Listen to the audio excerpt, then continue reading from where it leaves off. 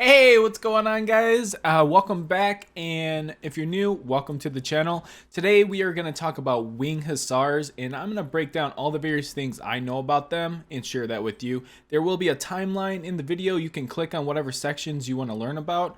Also, if you like this video, please hit that like button. If you enjoy my content and want to see more, of course, hit that sub. I greatly appreciate it. But right now, let's get this video rolling.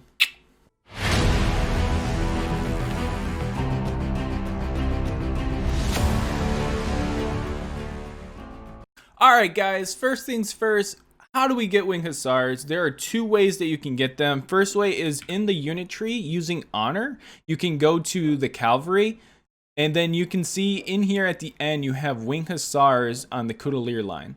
So this is one way that you can get them. The other way is through the Golden Era Signet Column box that you get from doing the F4 quest. So once you've completed all of these quests, you get a Golden Era Signet Column box from the Sheriff, I believe. And then you can use that and turn it in for the Winged Hussar Signet Columns and unlock. So that is the two ways that you can unlock. Let's move on.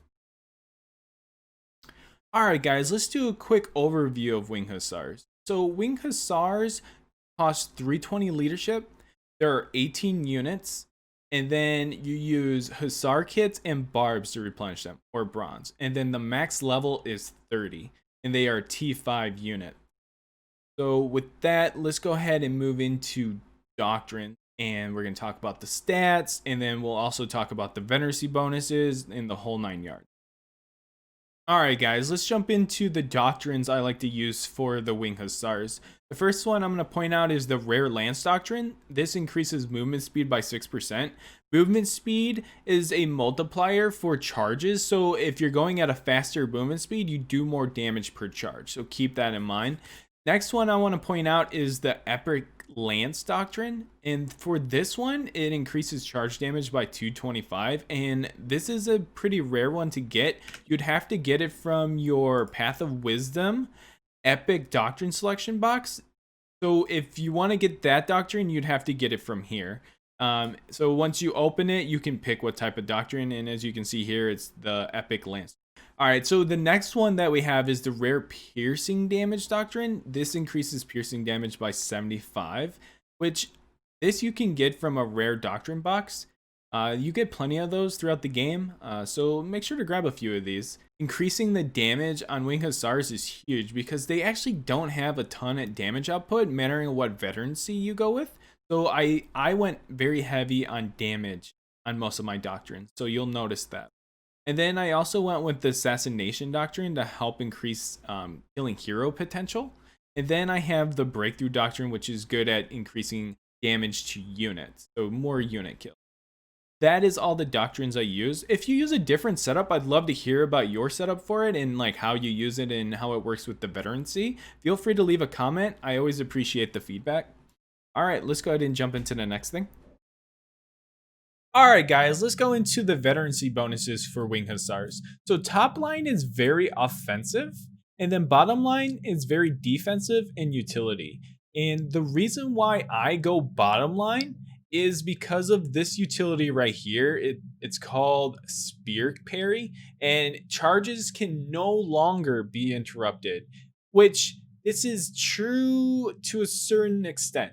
So you can still get stalled and staggered by certain things like pavis and muskets and certain pikes, but once you get staggered and it stays, if your unit stays alive, it will drop back down and keep charging. So it is uninterruptible in the fact that they don't stop charging once they get back after being staggered. So that is what that utility does, and I'll go more into that when I talk about how to use their charge. So the reason why bottom line is really good also is the Hussars do not have a lot of defense. Like their base defense is not that great. So giving them more defense, give them higher survivability, and then also it allows you to charge longer, which means more damage. So oddly enough, the bottom line is perfect. The bottom line is perfect. If you go top line, it's a lot of offense, but you don't get any utilities. You will get stopped by a lot of different things. I would highly recommend going both routes if you want to check them out. If you do use top line, feel free to leave a comment. Let me know like how it works for you. I'm sure you use some kind of defensive doctrines instead of offensive doctrines like me. So I'd love to hear your guys' feedback on that. But I am a bottom. That didn't come out right. I enjoy using the bottom line for Wing Hussars. All right, guys, let's go over terrain effects, unit traits, formations, and unit orders really quick. So the terrain effects, you have fair in desert, you have great in plains, bad in hills, good in steep, and then you have poor in urban. So for the most part, use them on flat land. That's pretty much all that's telling you. Use them on flatter terrains. And then for formations, you have dispersed, and you have line formation. I highly recommend using disperse the most. Line formation kind of spreads them out way too much. Disperse is easier to use in a lot of situations. So I'd highly recommend using disperse. So also unit traits, they are war lances. This unit has weapons longer than those most pikemen or lance cavalry, so they can devastate such units, which they can. There's only about 2 units of pikes that can stop hussars in their tracks, and we'll talk about that in a little bit. And then they are melee cavalry, so they have sabers that they can do melee damage with. So even though they're stopped, they can still do damage with their sabers, which is slashing damage. And then they have swift. This unit is able to move quickly. They are fairly quick units, which is a good thing because that makes their charges that more devastating. And then they resist flame and they're fire resistant. Don't let that fool you. Fire still stops them, very much so. So don't think like, oh, I can run these through flamethrowers and shields, no problem. They'll get through the shields, but once they get to the flames, they will get staggered and they get melted very quickly by flames. So don't think that they're like super resistant against fire. They're somewhat resistant against fire, I would say. And then for unit orders, they have their Hussar Charge, which the Wing Hussar Charge with their lances, elite Wing Hussars will ignore the effect of brace spear / pike formations. All right, guys, last thing I want to talk about on this page is their attributes. So, with the doctrines I have and the bottom line veterancy, also with, part of the top veterancy when they're maxed out, these are the stats you get. And this is why I went bottom veterancy. So, pay attention to this really quick. So, health is at 10k, which isn't bad for a unit. And then you have strength is 18, which is 18 units, leadership through 20, speed is 8.7. That's pretty good. And then for labor, 1.7. Yeah, you don't use them for labor. All right, so attack attributes. Piercing armor penetration, almost 2,000. About 2k there, which is pretty good. Anything close to 2,000 is really good for penetration. And then slashing armor penetration, 1.7k. And then for piercing damage, you're at 896, which it's not great, but it's not horrible, right? You would want that a little bit more, but what are you going to do? You could, I did add the piercing damage doctrine and it still doesn't get over 1,000. If you go top line, it probably will get over 1,000, but you are giving up a lot of the defense attributes. So keep that in mind. And then slashing damage is 1k. All right. And then let's go over defense attributes. You have piercing defense is about 500. Decent. Slashing defense, 600, which is pretty high. And then blunt defense is 457. And this is with the bottom line veterancy, and that's a full defense build for them.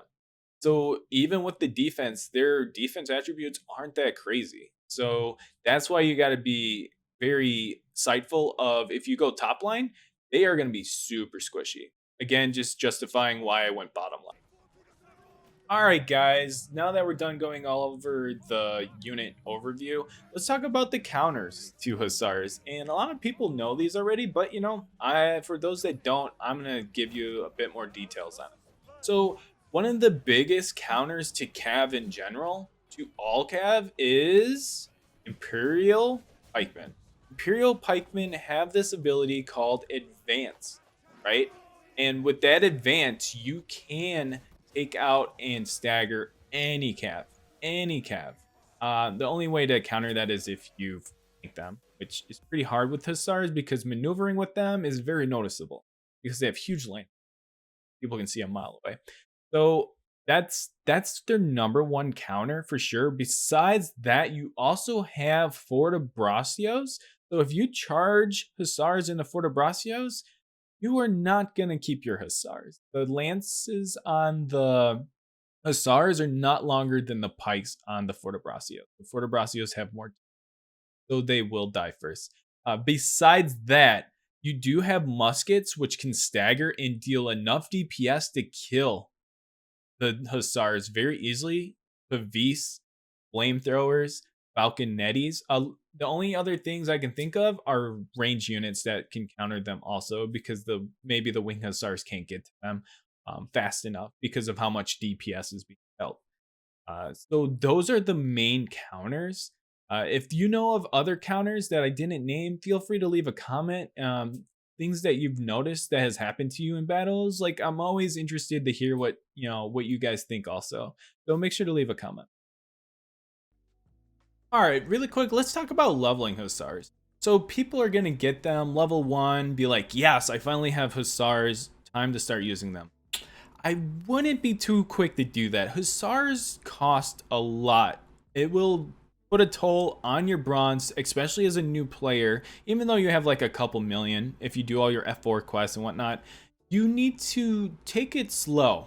Take it slow a little bit, because you are going to use them and you're going to lose them a lot, and it's just going to start costing. And what I would recommend is using all your shared XP from sieges and whatnot, and put them towards your Hussars, and maybe wait. I mean, you can use them before level 24. Like, 24 is where the sweet spot is. You can get the uninterruptible charge. You can get the whole bottom line veterancy with level 24. But what I would recommend is you wait until you get to level 24 to start using them, because then you can see how effective they can be.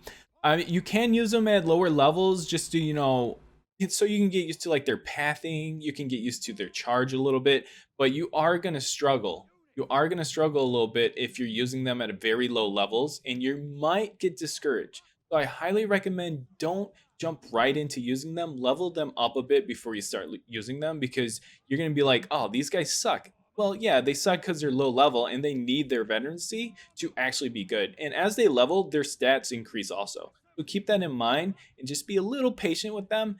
Don't waste all that money early on. Wait until like at least level 16. Level 16, let's say that's the mark. And then start using them, because they're really not super helpful before then. Alright guys, let's talk about the incorrect and correct ways of charging with the Hussars. So the incorrect ways of using Hussar charges is using the follow. A lot of people might say use follow and then charge with them. It's not horrible, but it's not the correct way to charge with them. It could work, but it's not going to be the most devastating charge. The best way I've noticed with Hussars is you place their formation. The default key is X. Use disperse. You can even use line, but disperse would be a good one. You place their formation beyond what you're charging. You want to place it beyond what you're charging, and they're going to centralize and become a very arrow type formation until they get to the where you place the formation. And that means you can charge through while they're funneled like that. And that's great for corridors. It's great for points. This is why you see Hussars used so much, is because they're so good at clearing points. They run over pretty much everything except for Fortebraccios and Imperial Pikes.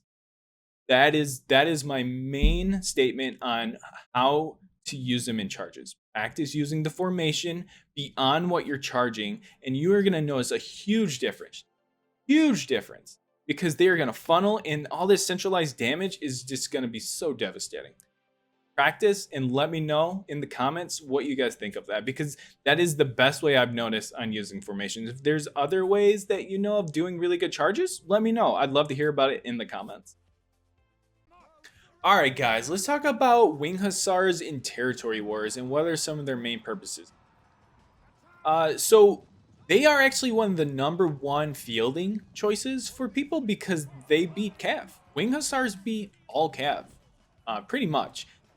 Rangers can be used against them to counter them. Fire Lancers can be used to counter them. But for the most part, when it comes to charges and getting right to that point, Winged Hussars are the #1 choice. So also with that, they are used a lot in sieges, which I'm not a huge fan of that. I'm not a huge fan of Cav in sieges, but they are definitely used a lot in territory war. So what people tend to do is they start pushing with infantry, you know, break the line a little bit, or if they need that extra help, they'll have hussars come in and break that stalwart line, or spear sergeants, whatever it may be, just to, you know, start getting units into a point or a break in a wall. So the biggest thing is to make sure that you have pikes handy to counter them, or if you are using them, make sure to use them correctly. Wait for that moment. Once they're done with their imp walks, they don't have fortibraccios there, then you bring your hussars in there, break that line, and start pushing, and don't stop pushing. That is what hussars are good for. And, you know, make sure to keep maneuvering them. You need to micro them a lot in TWs, because if you're using them in sieges, you have to micro them around the city. So that is my take on the territory war use of hussars. Alright guys, that is everything I have for Winged Hussars. Thank you guys so much for watching the video. I appreciate it. And of course, if you like the video, hit that like button. If you like my content and want more, hit that sub button. I greatly appreciate it. And then if you do want to catch my stream sometime, I stream on Twitch. My schedule's kind of iffy right now. Definitely jump in my Discord. I usually post in there when I'll be streaming. And I also do a bunch of events. So jump in the Discord, hang out, have a few laughs, sell your soul to me. It's perfectly fine. Very casual. All right, so I'll catch you guys later. Happy hunting.